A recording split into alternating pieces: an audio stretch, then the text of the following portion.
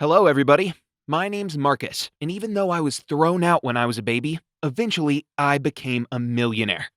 You see, my life started at the lowest point possible. Shortly after giving birth, my mother abandoned me, left me in a dumpster. My life could have ended then and there, but the universe had other plans for me. Big ones.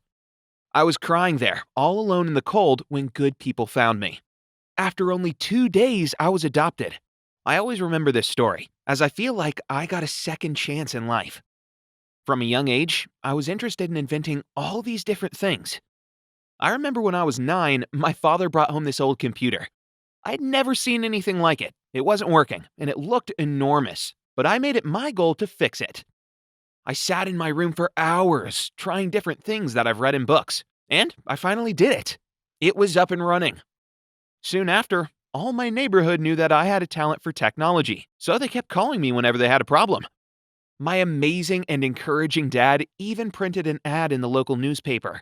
It said, "Call Marcus. One number, all kinds of fixing."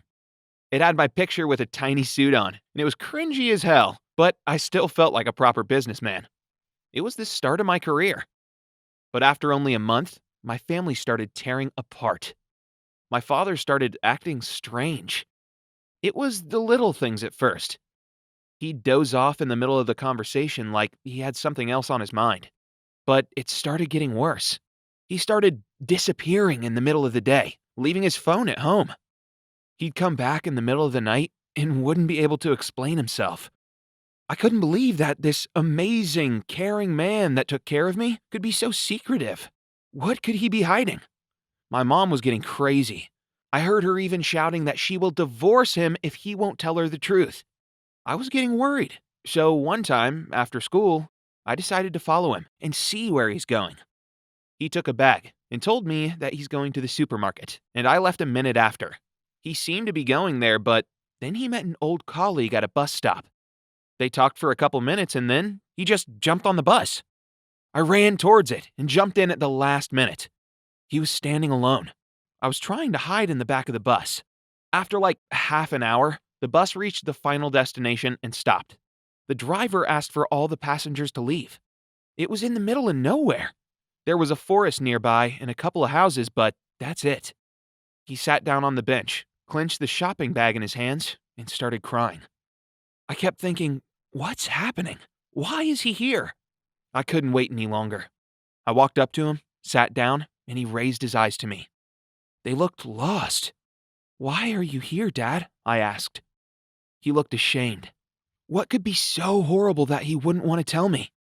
Finally, after a moment of silence, he said, "I don't know." We came back and told Mom. My parents went to see a doctor, and I was waiting anxiously at home.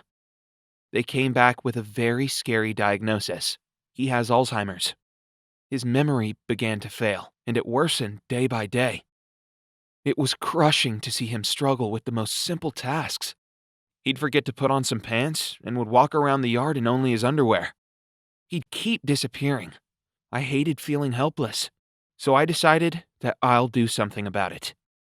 I stayed in my room for most of the week and brainstormed all the possible things I could do to help him when this amazing idea came to mind. This little thing not only saved my family, but turned me into a self-made millionaire at 15. I created a device to insert into my dad's shoes that would track his GPS. I could simply pick up the phone and say, "Hey Dad, where you at?" He would lean into his shoe, and as soon as he answered me, the device would send me the location. It worked perfectly. People were asking me to make it for their parents and grandparents, and one of those days, I got an amazing call that no 15-year-old ever expects. This company out of Kansas heard about my invention and suggested buying it for $2.2 million. At first, I thought it was a scam, but my parents and I arranged a meeting with them. And here I was, a 15-year-old country boy born in a dumpster, now a successful millionaire. At first, I had no idea what to do with the money. I wasn't that interested in luxury, but I really liked innovation and helping people, so I used my money to start my own company. We created an amazing anti-texting and driving software. A cell phone with a built-in wireless blood glucose meter for people with diabetes. My company's now worth $62 million. But for me, it was never about the money. I believe in turning caring into action. I remember that fear I felt when I didn't know where my dad was, and the relief when our lives got better. That's what I want for others. I hope my story can inspire others. I was left in a dumpster. My mom nearly divorced my father. My father was diagnosed with Alzheimer's. But all of it just inspired me to make our lives better. Make yours better, too.